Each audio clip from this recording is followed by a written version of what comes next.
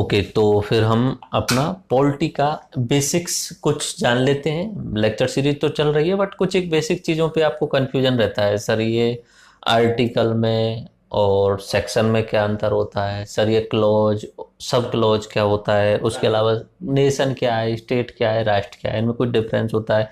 राजनीति और संविधान में क्या अंतर है, इस बात पे भी कुछ ना कुछ डिफरेंस रहता है। ठीक है, तो उसके अलावा संस्थाएं होती हैं, संवैधानिक, गैर संवैधानिक, और सबसे इम्पोर्टेंट अपने संविधान में संशोधन की प्रक्रिया आने वाली है, अनुच्छेद नंबर 368। बहुत जगह हम बोलेंगे शुरुआत में, लास्ट में अपना एक पूरा चैप्टर ही है इसके रिगार्डिंग, संविधान में संशोधन से रिगार्डिंग। बट यहाँ पे शुरुआत में बेसिक चीजें समझ लेंगे, ताकि आपको बार बार जब मैं बोलूँ कि इसमें ये संविधान संशोधन किया गया, इसमें विशेष बहुमत वाला, इसमें आधे राज्यों वाला संविधान संशोधन किया गया, तो आपको प्रॉब्लम नहीं आएगी उस तरीके से। ओके, तो अपना जो लेक्चर है उसका मैंने नाम दिया है basics of polity and constitution. Polity यानी राजनीति, एंड कॉन्स्टिट्यूशन यानी संविधान, इनके बीच में बेसिक्स अंतर। तो evolution of state and polity वाली मैंने आपको शायद कहानी सुना दी थी, evolution of polity and states वाली मैंने पिछली बार कहानी सुनाई थी। देन उसके अलावा देश राज्य वाला अंतर और ये सब हमें देखने हैं।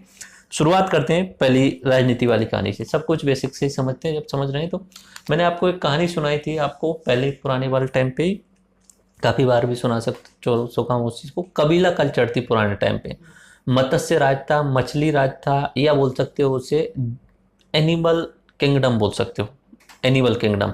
जानवरों का राज था, जो शक्तिशाली है, जो जिसको खा जाएगा उसी का शासन रहता था, इस तरीके से राज होता था। तो पुराने टाइम पे भी नॉर्मली यही होता था। अब जब चीजें थोड़ी इवॉल्व होने लगी, सोसाइटी बनने लग गई, तो लोगों ने सोचना शुरू किया था और उसके बाद डिसाइड किया था कि हम ऐसा करते हैं, सब मिलके अपने अधिकारों को एक राज्य या संस्था के लिए दे देते हैं। तो एक संस्था बनाई गई थी, ओके, जिसे हम राज्य बोलते हैं, स्टेट। ठीक, अब आपके लिए हो सकता है कि आप उत्तर प्रदेश से हो या एमपी से हो, तो आपके लिए वो राज्य आपको लग रहा होगा कि एमपी हमारा राज्य है। एक्चुअली में राज्य की डेफिनेशन जो बात की जाए ना, बेसिक डेफिनेशन, तो राज्य का मतलब होता है कि कोई ऐसा क्षेत्र जहां पे हमें शासन चलाना है, ओनली दैट इज। आपके लिए राज्य गांव भी हो सकता है, क्योंकि गांव में नगर पालिका, जैसे नगर पालिका ग्राम पंचायत होती है ना स्थानीय लेवल पे, तो वहां पे शासन चलता है, तो वो राज्य हो गया। राज्य आपका राजस्थान भी हो सकता है, राज्य अपना देश भी वाला, भारत वाला भी राज्य हो सकता है। तो बेसिक पॉइंट अगर आपसे पूछे कोई राज्य वर्सेज देश वर्सेज राष्ट्र, इनमें क्या अंतर है, कोई आपसे ये पूछ ले। देखो, देश एक ज्योग्राफिकल कंडीशन होती है, भौतिक भौतिक रूप से। हम जब भारत देश बोलते हैं ना, तो भारत देश, इसके अंतर्गत आपने किया है जो एक तरीके से बाउंड्री है। बाउंड्री इन द सेंस, जो भी जहां जहां सेना खड़ी हुई है, जम्मू कश्मीर वाला इलाका या हिमालय वाला या हिंद महासागर वाला इलाका, तो जहां जहां तक बाउंड्री वाला इलाका है वो देश है। इसमें भावनाएं नहीं होती हैं। देश और राष्ट्र में कोई खास अंतर नहीं है, इसमें बाउंड्रीज हैं लेकिन इसमें भावनाएं नहीं है, लोगों में जुड़ाव नहीं है, ये लोगों के द्वारा देश बना दिया गया। राष्ट्र की जब बात आती है तब उसमें लोगों की एकता वाली भावना उसके अंतर्गत जोड़ी जाती है कि हम सब एक तो एक भावना जुड़ जाती है, इमोशन जुड़ जाता है राष्ट्र में। और देश के अंतर्गत सिर्फ ज्योग्राफिकल कंडीशन बना दी, यानी अंग्रेजों ने भारत बनाया हुआ था तो भारत भी उनके लिए एक देश था, क्योंकि उन्होंने ज्योग्राफिकल कंडीशन बनाई थी। लेकिन भारतीय लोगों की भावनाएं अंग्रेजों के शासन से जुड़ी नहीं थी, तो भारतीय लोगों का लिए वो एक देश नहीं था। देश में अगर आप अपनी भावनाएं जोड़ देते हैं तो वो राष्ट्र बन जाता है।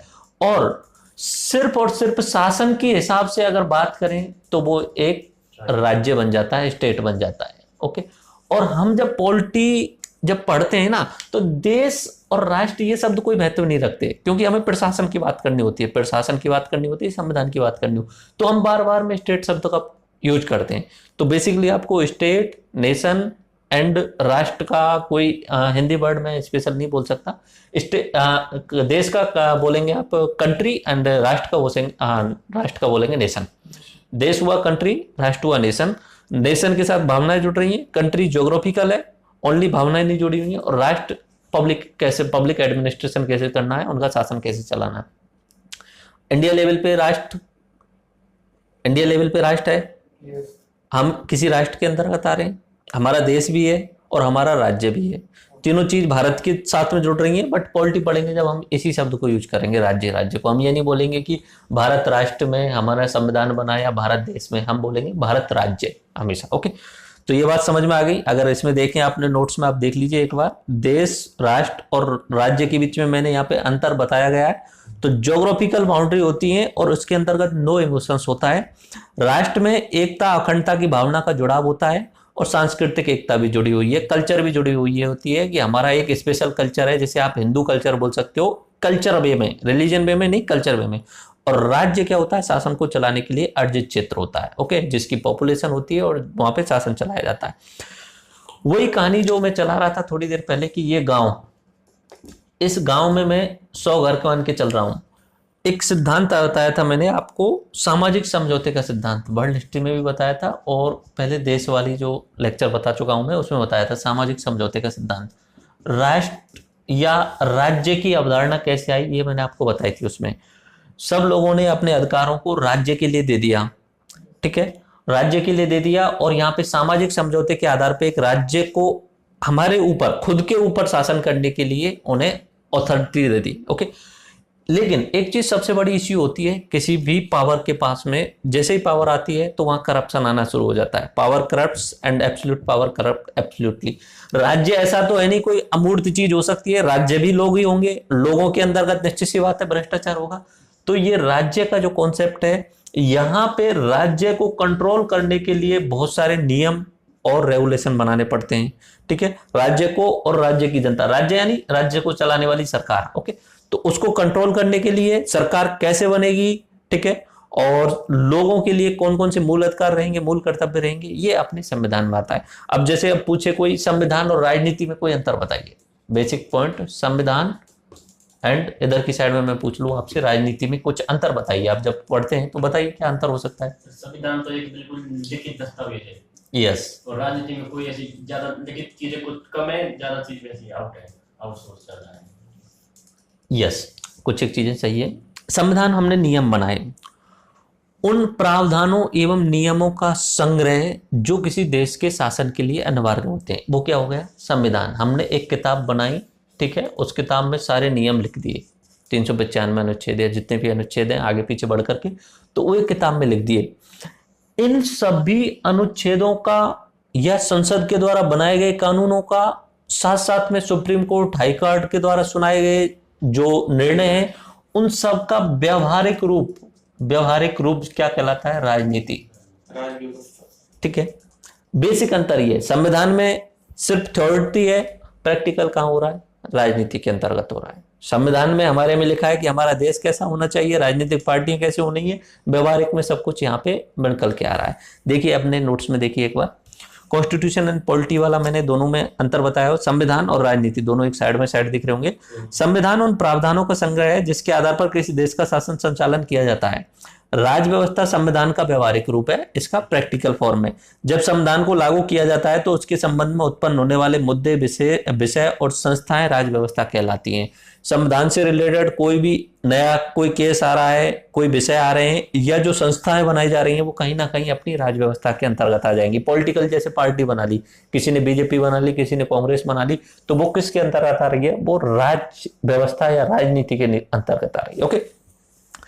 शासन रूल, इसमें सार्वजनिक जीवन के बारे में बताया जाता है। संविधान की तरफ देखेंगे आप तो इसमें सार्वजनिक जीवन में कैसा होना चाहिए, राजनीति कैसी होनी चाहिए, अर्थव्यवस्था कैसी होनी चाहिए, कानून कैसा होना चाहिए, प्रशासन व कर्मचारी की सेवाएं कैसी होनी चाहिए, संविधान के अंतर्गत लिखा होता है।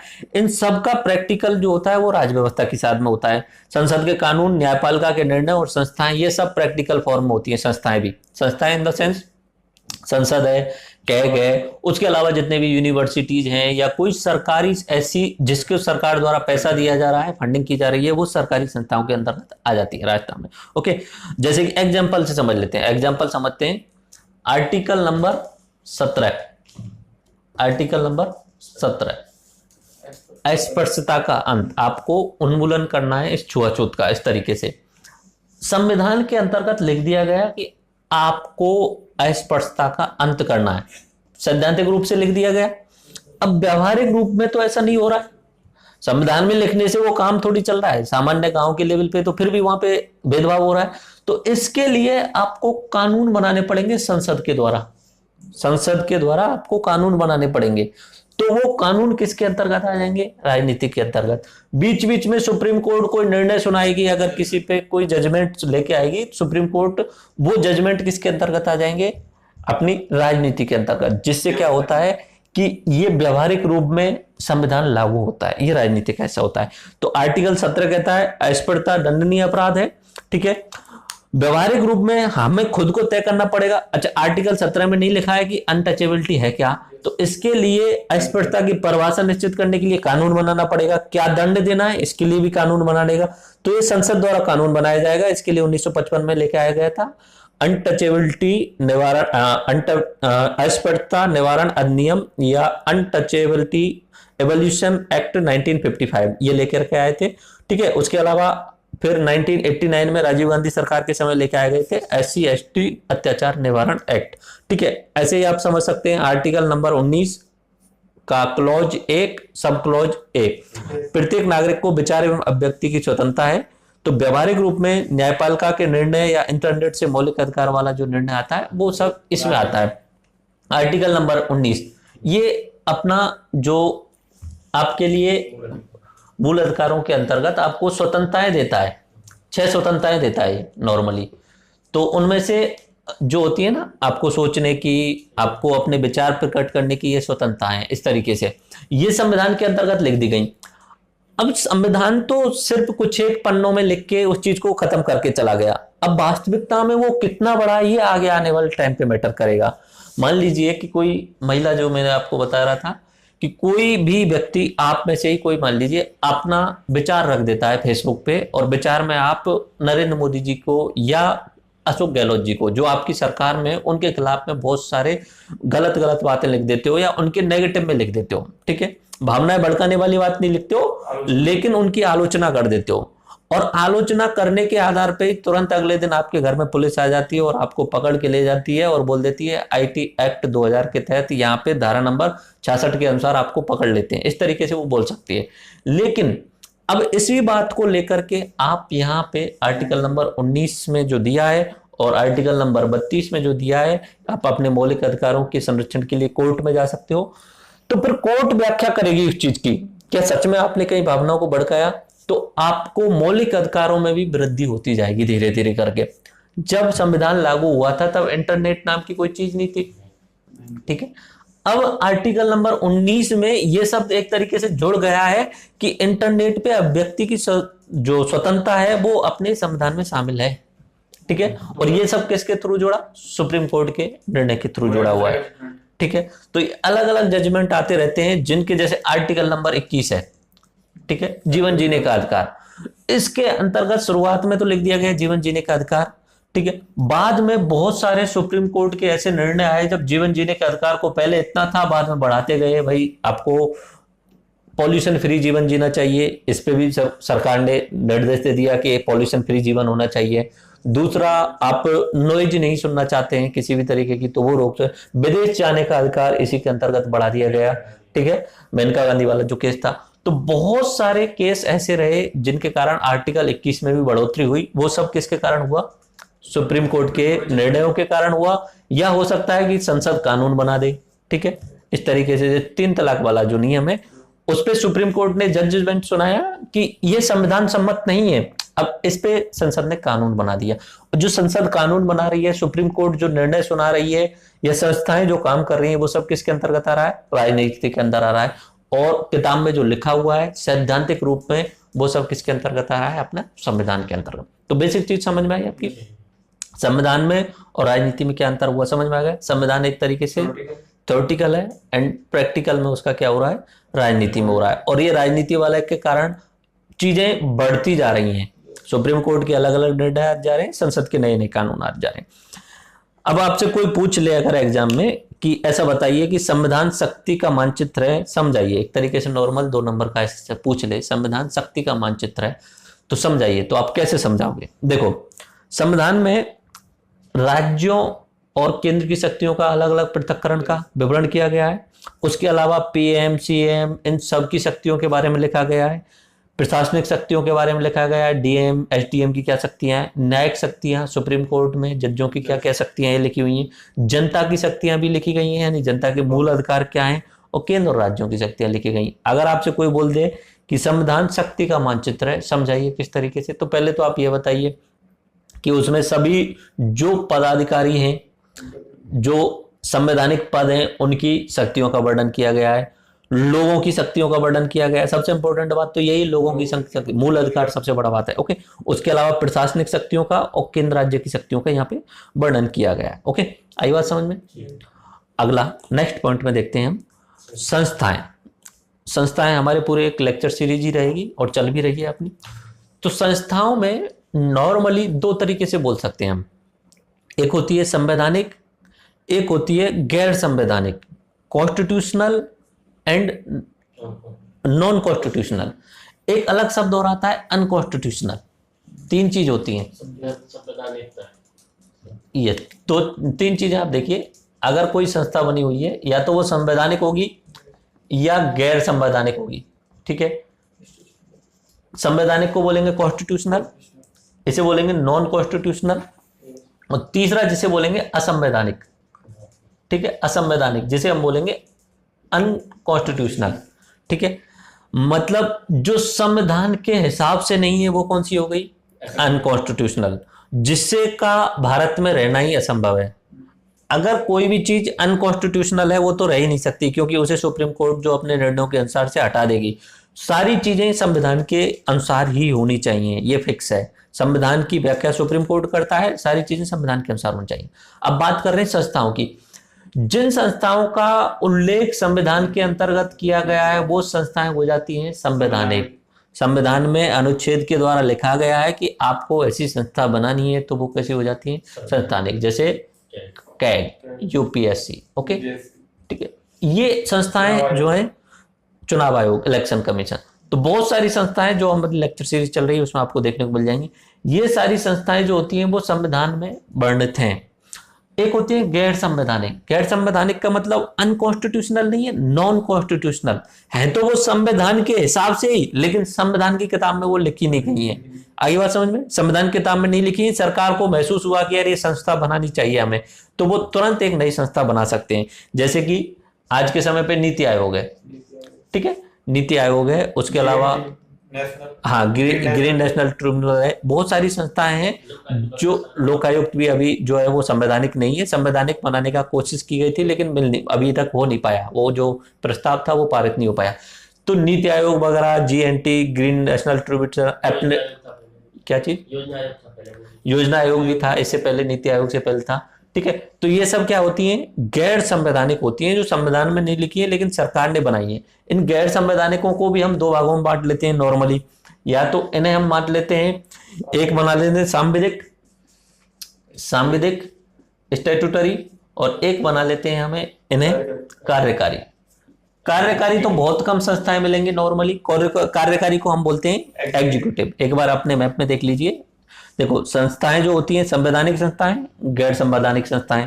ठीक है, संवैधानिक का एग्जांपल वित्त आयोग और निर्वाचन आयोग। गैर संवैधानिक, संविधान में उल्लेख नहीं है लेकिन जो संविधान के विरुद्ध भी नहीं है, विरुद्ध होना तो मतलब कोई नहीं सकता पॉसिबल। ओके, नीति आयोग जैसे एग्जाम्पल है। ओके, इन गैर संवैधानिक को भी आप दो भागों में बांट सकते हैं, एक होती है सांविधिक यानी स्टैट्यूटरी, एक होती है कार्यकारी। सांविधिक में संसद या विधानमंडल के कानून द्वारा उन्हें बनाया जाता है, जैसे नेशनल ह्यूमन राइट कमीशन, मानवाधिकार आयोग।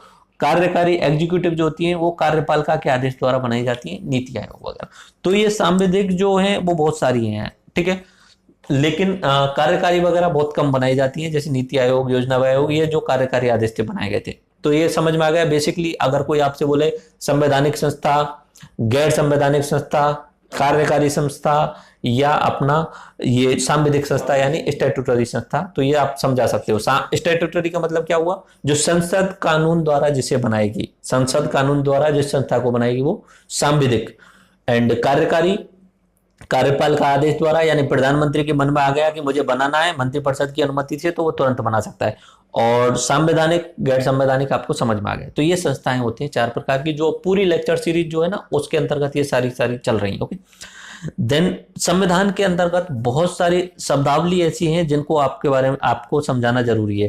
देखो संविधान में कितने भाग हैं, 22 भाग। ठीक है, कितने अनुच्छेद हैं,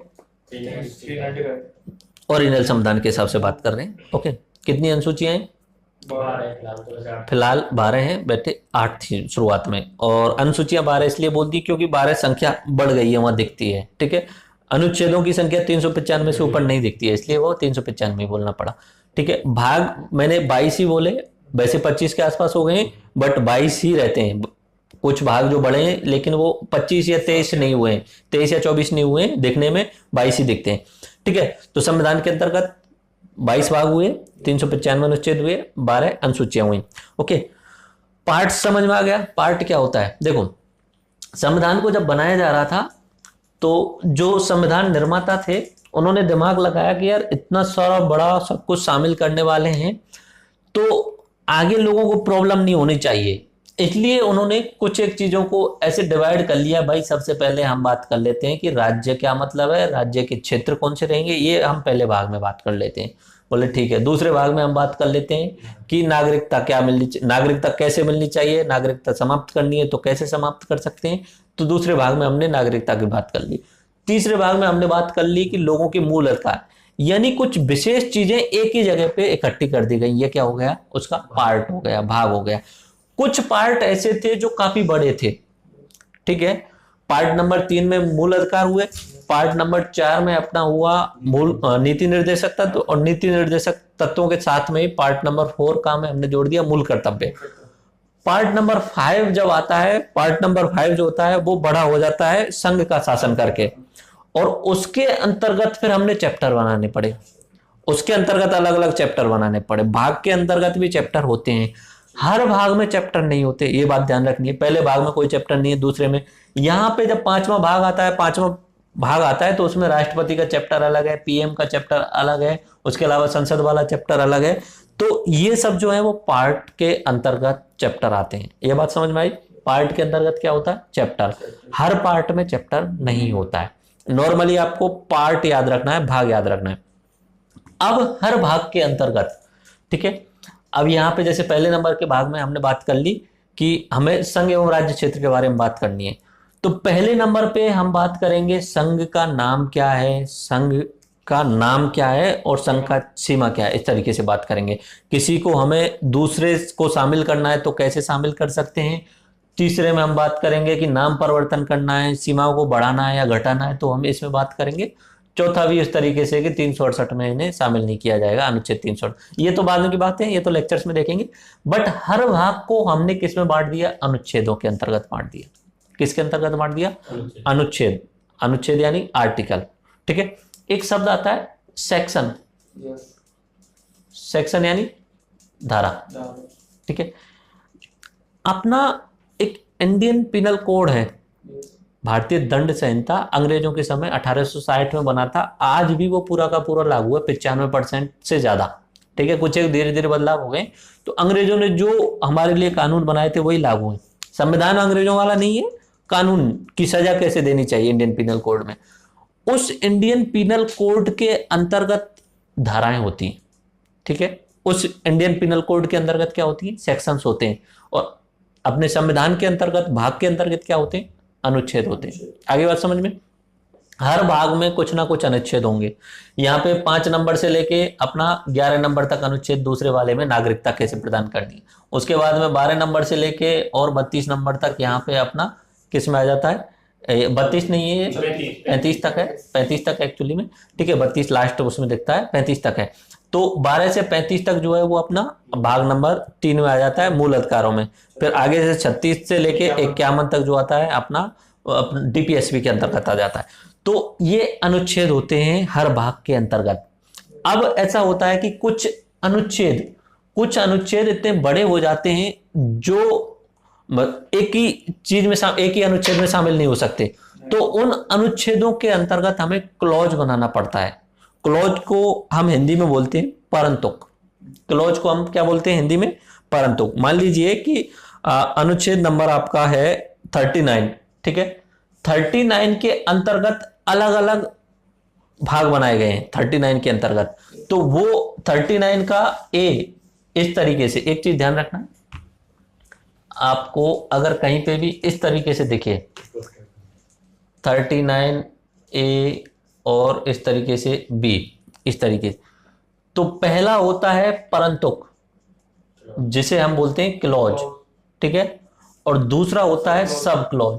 तो सब क्लॉज तो हर जगह नहीं मिल पाते हैं, बहुत कम रेयर केस में होते हैं। अगर अनुच्छेद में ज्यादा बढ़ाना जाना है तो फिर सब क्लॉज लेके आते हैं। क्लॉज तो मिल जाते हैं, बहुत सारी जगह क्लॉज मिल जाते हैं। ओके, एक तो ये होता है, और एक दूसरा तरीका और, अगर आप देखते हैं कहीं पे 21A करके ऐसे अनुच्छेद देखते हैं, इसे आप क्या बोलेंगे? आर्टिकल नंबर 21A बोलेंगे। इसमें आप क्लॉज शामिल नहीं करेंगे, क्लॉज इसमें है ही नहीं। ये अपने आप में एक अनुच्छेद है जो कि 21 से अलग है, ध्यान रखना है। 21 अलग है और ये 21A अलग है। जैसे 51 है तो 51A अलग है, ये अलग अनुच्छेद है, और ये अलग अनुच्छेद है। अगर यहाँ पे नहीं है ऐसा, फिर भी 51 के अगर कोष्टक में ए होता, अगर शामिल करना होता उन्हें, तो ये 51वें अनुच्छेद का ही भाग होता। अगर 51A इस तरीके से है तो ये 51वें अनुच्छेद का भाग नहीं है। आई बात समझ में? तो भाग के अंतर्गत क्या बताया मैंने? चैप्टर बताए। चैप्टर हर जगह नहीं मिलेंगे, चैप्टर के अंतर्गत अनुच्छेद, या भाग के अंतर्गत डायरेक्ट अनुच्छेद में जा सकते हो आप। अनुच्छेद को आप क्लॉज में भी बांट सकते हो, और मजबूरी हुई अनुच्छेद ज्यादा बड़ा है तो हम सब क्लॉज में भी जा सकते हैं। हिंदी में क्या बोलते हैं? परंतुक और उपपरंतुक। ये चीज ध्यान रखना है। अगर कोष्टक नहीं है तो वो नया अनुच्छेद है, ठीक है। तो ये बेसिक चीज में अपने उसमें देखिए, एक बार मैं इन सारी चीजों को पढ़ देता हूं, ठीक है। संविधान भागों में बांटा। भाग का मतलब क्या है? संविधान एक प्रकार के प्रावधानों को एक स्थान पर संग्रहित कर देना। भाग नंबर 3 में मूल अधिकारों को डाला गया। अध्याय, बड़े भागों को छोटे अध्यायों में बांटा गया है, सभी भागों में अध्याय नहीं होते। भाग नंबर 5 संघ का शासन की बात की गई है। राष्ट्रपति, उपराष्ट्रपति, पीएम, इनके अलग अलग चैप्टर हैं। फिर अनुच्छेद आते हैं। अध्यायों को अनुच्छेदों में बांटा जाता है। बहुत सारे भाग ऐसे हैं जिनमें अध्याय नहीं होते, तो डायरेक्टली भाग जो है अनुच्छेद में आ जाते हैं। भागों को सीधा अनुच्छेद में भी बांटा जा सकता है। भाग नंबर 5 अध्याय राष्ट्रपति है, उसके अनुच्छेद 52, 53, 54 इस तरीके से हैं अलग अलग। ओके। भाग नंबर 3 अनुच्छेद 12, 13, 14 एंड अनुच्छेद 21A प्रारंभिक शिक्षा का अधिकार। तो ये बताया, अगर कोष्टक नहीं है तो वो अपने आप में एक अलग अनुच्छेद रहेगा। परंतुक क्लॉज क्या होता है? बड़े अनुच्छेदों को परंतुक में बांटा जाता है। जैसे 39A, 39B इस तरीके से बड़े अनुच्छेद हैं, उनको छोटे बांट दिया जाता है। और उप परंतुक क्या होता है? और ज्यादा बड़ा है तो उसे और बांट दो। जैसे आर्टिकल नंबर 19, उसका क्लॉज 1, उसका सब क्लॉज ए, इस तरीके से उन्होंने बांट दिया यहाँ पे। ओके, तो ये शब्दावली आपको ध्यान रखनी है। आपको चैप्टर क्या होता है, क्लॉज क्या होता है, सब क्लॉज क्या होता है, और 21 और कोष्टक नहीं है तो वो आपको समझ में आना चाहिए। ओके, संविधान क्या क्या चीजें बताता है ये आपको पता है, लेक्चर में बता चुका हूं। संविधान का दर्शन, और उसके अलावा सरकार का गठन कैसे करना है, और विविध, ये सारी चीजें बताता है। प्रस्तावना, मौलिक अधिकार, डीपीएसपी, मौलिक अधिकार, ये संविधान की विशेषताओं में आप लेक्चर में देख ही लोगे। ओके, ये सारी चीजें मैं आपको कंप्लीट करा चुका हूं। ओके, वह संस्था जो शासन चलाने का कार्य करती है, ओके, और वो भारत सरकार होती है, ना कि किसी व्यक्ति का नाम होता है। ये चीज और ध्यान रखनी है कि आप ऐसे बोल दो कि गहलोत सरकार या मोदी सरकार। मोदी और गहलोत सरकार नहीं है, एक्चुअली में भारत सरकार और राजस्थान सरकार ही है। सारे काम राजस्थान सरकार के नाम से ही होंगे, ना बीजेपी सरकार के नाम से होंगे, ना गहलोत सरकार के नाम से होंगे। ओके, तो ये चीज याद रखना है। सरकार क्या होती है? वह संस्था जो शासन चलाने का काम करती है। ओके, अनुसूचियां बारी हैं, उनके अलग से हम पूरा देखेंगे लेक्चर। तो अनुसूचियां संविधान के अंत में दी गई विषयों की वह सूचियां हैं जो संविधान के किसी प्रावधान की व्याख्या करती हैं। ठीक है, जैसे आर्टिकल नंबर 1 में लिखा गया भारत राज्यों का संघ होगा। तो अब कौन कौन से राज्य होंगे वो सब अपनी अनुसूची नंबर 1 में लिखा गया है। अनुसूची में राज्यों की सूची दी गई है। तो अनुसूचियां जो होती है ना, वो लास्ट में लिखी गई है, जिसमें बीच बीच में कहीं पे किसी अनुच्छेद में हमें लिखना होगा, यहाँ लिस्ट है। जैसे मान लिया कि लोगों की वेतन भत्ते, तो अब वेतन भत्ते संविधान के अंतर्गत बीच में लिखेंगे ना तो अच्छे भी नहीं लगते। हर जगह राष्ट्रपति का वेतन लिखना या उनका, तो उनके लिए बोल दिया जाता है वेतन भत्ते या शपथ का प्रोग्राम जो है वो सब अनुसूची नंबर 2, अनुसूची नंबर 3 ऐसे है उसमें। तो वहां पे अनुसूचियों में मिलता है कि शपथ कैसे देनी है, वेतन कितने होने हैं, इस तरीके से 12 अनुसूचियां हैं, शेड्यूल्स बने हुए हैं। ओके, वेतन की सूची अनुसूची नंबर 2 में, और 12 अनुसूचियां क्रैश कोर्स में मैंने रिवाइज करा दी थी आपको, और एक अलग से चैप्टर होगा। ओके, सरकार का मतलब आपको पता ही है, विधायिका, कार्यपालिका, न्यायपालिका। ठीक है, विधायिका क्या करती है? कानून बनाती है। कार्यपालिका कानूनों को इम्प्लीमेंटेशन कराती है। और न्यायपालिका उनका विस्तार करती है या नियम बाकी करती है? मूल्यांकन करती है, ओनली देखभाल करती है। सबसे मेन पॉइंट, एक तो विधायिका के द्वारा जो कानून बनाए गए हैं वो संविधान के अनुसार हैं या नहीं है, ये मूल्यांकन कौन कर रहा है? सुप्रीम कोर्ट कर रहा है, ठीक है, न्यायपालिका कर रहा है। दूसरा, कार्यपालिका क्रियाओं, जो कानून बनाए गए हैं उनका सही क्रियान्वयन करवा पा रहा है या नहीं करवा पा रहा है, ये सब कौन देख रहा है? सुप्रीम कोर्ट देख रहा है। ये इस तरीके से होता है। अपना आर्टिकल नंबर 32 है, मूल अधिकार दिए गए हैं अपने के लिए, तो वहां पे रिट पिटीशन वगैरह दी गई हैं, ठीक है। तो 6 प्रकार की रिट दी गई हैं, तो उनमें सब जो बातें हैं वो सुप्रीम कोर्ट में जाकर के आप बोल सकते हो कि यहाँ पे इस तरीके से पालन नहीं हो पा रहा है। ओके, तो विधायिका के कानून संविधान के अनुसार है या नहीं है, ये न्यायपालिका देख रही है। कार्यपालिका कानूनों का क्रियान्वयन कर रही है, नहीं हो रही। विधायिका नॉर्मली केंद्र के लेवल पे कौन हो गई? राज्य के लेवल पे विधानमंडल। विधानमंडल में या तो विधानसभा भी आ जाएगी और विधान परिषद भी आ जाएगी। जिन जिन राज्यों में दोनों हैं उन राज्यों के हिसाब से, कुछ एक राज्यों में विधानसभा ही है, विधान परिषद नहीं है, तो वहां पे वो रहता है। कार्यपालिका 2 तरीके की होती है, एक होती है राजनीतिक, एक होती है प्रशासनिक। राजनीतिक में चेंज होता रहता है, पीएम सीएम इस तरीके से बदलते रहते हैं। ओके, एंड प्रशासनिक में जो सरकारी कर्मचारी चुन करके आते हैं। अच्छा, प्रशासनिक के मतलब सरकार का मतलब क्या होता है? सरकार का मतलब ये होता है कि जो भी व्यक्ति गवर्नमेंट के अंतर्गत जुड़ चुका है वही सरकार का हिस्सा हो जाता है। इन द सेंस, आप गवर्नमेंट एम्प्लॉय करते हो, टीचर बन जाते हो, तो आप सरकार का हिस्सा हो गए हो इस समय, आप कार्यपालिका में शामिल हो चुके हो उस समय। ओके, एक टीचर से लेके एक 4th क्लास कर्मचारी से लेके एक आईएएस अधिकारी तक सब किसके अंतर्गत आ रहे हैं? प्रशासनिक कार्यपालिका में, क्योंकि वो कार्यों का क्रियान्वयन करवा रहे हैं। एजुकेशन एक्ट अलग बना है संविधान के द्वारा, उस एजुकेशन एक्ट में लिखा गया है कि लोगों को शिक्षा देनी है फ्री में, और उसको क्रियान्वयन कराने के लिए हम टीचरों को नियुक्त किया गया है। तो वो सब किसके अंतर्गत आ रहे हैं? प्रशासनिक कार्यपालिका के अंतर्गत। राजनीतिक कार्यपालिका को अस्थायी बोला जाता है क्योंकि चेंज होती रहती है। ओके, ये समझ में आ गया। न्याय देना और न्याय की देखभाल करना, ये सब किस में आता है? अपने न्यायपालिका के अंतर्गत आता है। 2 शब्द और हैं, बिल एंड एक्ट, ठीक है। 2 शब्द अगर सुने हो तो कैब और CAA, ठीक है, ये स्पेशल शब्द सुने होंगे, कैब में बैठ के जाएंगे, ठीक है। तो सिटीजन्स अमेंडमेंट बिल, ठीक है, विधेयक बोलते हैं इसे हिंदी में, विधेयक।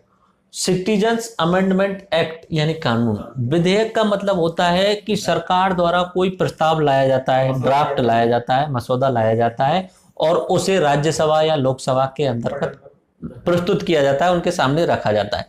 ये होता है विधेयक। जब लाया जाता है तब उसे विधेयक बोला जाता है। ड्राफ्ट का मतलब ये होता है जब भी आप मैसेज भेजते हो ना कहीं पे, तो जब तक आपने मैसेज कंप्लीट नहीं भेजा तब तक बोला जाएगा ड्राफ्ट में सेव है आपका। यानी इस तरीके से होने वाला है आगे आने वाली प्रोसेस। और वो जब पूरा फाइनल राज्यसभा, लोकसभा और राष्ट्रपति के जब उसमें सिग्नेचर हो जाते हैं, उसके बाद जब वो फाइनल हो जाती है तब वो क्या बन जाता है? एक्ट बन जाता है या कानून बन जाता है। आगे बात समझ में? कानून की देख बाद में सुप्रीम कोर्ट उसे चेक भी कर सकता है कि ये सही है या नहीं है, वो सुप्रीम कोर्ट का बाद का काम है। तो बिल और एक्ट में अंतर समझ में आ गया, ठीक है। बिल हिंदी में क्या बोलेंगे? विधेयक। एक्ट को हिंदी में क्या बोलेंगे? कानून। बिल क्या हुआ? जो रखा गया है या तो राज्यसभा या लोकसभा की समक्ष, लेकिन अभी पारित नहीं हुआ है। जरूरी नहीं है हर बिल एक्ट में कन्वर्ट हो जाए, ठीक है, जरूरी नहीं है हर बिल एक्ट में कन्वर्ट हो, क्योंकि राज्यसभा और लोकसभा से पारित नहीं हुआ तो नहीं हो पाएगा, ठीक है। तो इस तरीके से यहाँ पे बिल और एक्ट में आपको अंतर दिख जाएगा, ठीक है। अध्यादेश के थ्रू भी हम एक एक्ट लेके आते हैं, नॉर्मली अध्यादेश के थ्रू एक्ट लेके आते हैं, लेकिन वो बाद में पारित कराना होता है संसद के द्वारा। अध्यादेश 123 के तहत राष्ट्रपति द्वारा लाया जाता है, वो आगे हम देख लेंगे और, ठीक है। अब एक बात और कर लेते हैं, संविधान में संशोधन वाली बात, ठीक है। संविधान में संशोधन वाली बात हम हर जगह बोलेंगे, तो उसमें किस तरीके से किया इस बात पे भी अभी थोड़ा सा विशेष अभी समझ लेते हैं। संविधान संशोधन, ठीक है। संविधान बनाया गया, संविधान कठोर और लचीला दोनों तरीके से था। संविधान में परिवर्तन करना आसान भी नहीं है, संविधान में परिवर्तन कर भी सकते हो। संविधान निर्माताओं को लगा भाई समय एक जैसा रहता नहीं, संविधान में परिवर्तन करना जरूरी रहेगा, ठीक है। तो अब तक 100 से ज्यादा 102 संविधान संशोधन हो भी चुके हैं, छोटे छोटे संशोधन होते हैं, ओके। तो संविधान में संशोधन की आवश्यकता तो होती है समय के अनुसार से। अब ये संशोधन कैसे किया जाएगा, इस पे अलग अलग प्रकार दिए गए हैं। 3 प्रकार दिए जाते हैं नॉर्मली। वैसे आर्टिकल नंबर 368 में इसकी बात कही गई है कि संविधान में संशोधन कैसे करना है, ठीक है। उनमें से 2 ही संशोधन जो है वो आर्टिकल नंबर 368 के अनुसार होते हैं, बाकी हम देखते हैं किस तरीके से। पहला संशोधन होता है सामान्य बहुमत से, सामान्य बहुमत, उपस्थितों का सामान्य बहुमत, ठीक है। मान लीजिए 545 अपने लोकसभा के सदस्य होते हैं, कोई तारीख है 1 जनवरी 2020, वहां पे आपको कोई एक्ट पास कराना है, ठीक है, और उसमें सामान्य बहुमत की जरूरत है, और उस दिन सिर्फ 200 ही सांसद आए हैं संसद के अंतर्गत, तो आधे से एक अधिक यानी 101 अगर बोल देंगे कि पारित, तो वो पारित हो जाएगा। ये होता है सामान्य बहुमत। 545 में से सिर्फ 101 ने ही बोल दिया तो भी पारित हो गया। ये कौन सा हो जाता है? सामान्य बहुमत। दूसरा होता है विशेष बहुमत। विशेष बहुमत, इसमें क्या होता है, उपस्थित जो है उनका तो 2/3 और सदन के जितने भी हैं उनका बहुमत, ठीक है, सदन के जितने भी हैं उनका बहुमत। अब 545 थोड़ा और शब्द है इसलिए मैं इसे अब 400 के हिसाब से लेता हूं। मान लीजिए 400 सदन के सदस्य होते हैं किसी में, ओके, 400 सदन के सदस्य होते हैं, इसका बहुमत और उपस्थितों का 2/3 होना चाहिए। किसी दिन वही 1 जनवरी के दिन इसमें 300 लोग उपस्थित हुए, ठीक है, 300 लोग उपस्थित हुए, तो आप बताइए कि मिनिमम कितने चाहिएंगे? 151 तो चाहिए उस हिसाब से ना, 151 है, देखो 200 तो चाहिए सदन के बहुमत के हिसाब से, ठीक है, इतने तो मिनिमम होने ही चाहिए 200 तो, ठीक है। दूसरा 300 का 2/3 करो आप, 200, ठीक है, 200 ये हो गए, तो 201 पे आप जो है ये पारित कर पाओगे। अब ये 400 जो हो गई शब्द संख्या थोड़ी सी गड़बड़ हो गई क्योंकि इसमें 200 आ गए, थोड़ा सा और लेते हैं इसमें और करके हम कर देते हैं सदन में कुल सदस्य संख्या कर देते हैं 480 कर देते हैं, ठीक है, 480 कुल सदस्य संख्या है, ठीक है। सदन के सदस्य संख्या उपस्थित में बोल देता हूं 400, ठीक है, उपस्थित 400 और 420 बोल देता हूं, ओके, 420 उपस्थित हो गए, ओके। तो पहली बात तो इस बात को कंप्लीट करेंगे कि क्या सदन के जो बहुमत है उससे ज्यादा है, तो 480 + 1 होना चाहिए, ठीक है, 240 + 1 241 होने चाहिए मिनिमम, ओके।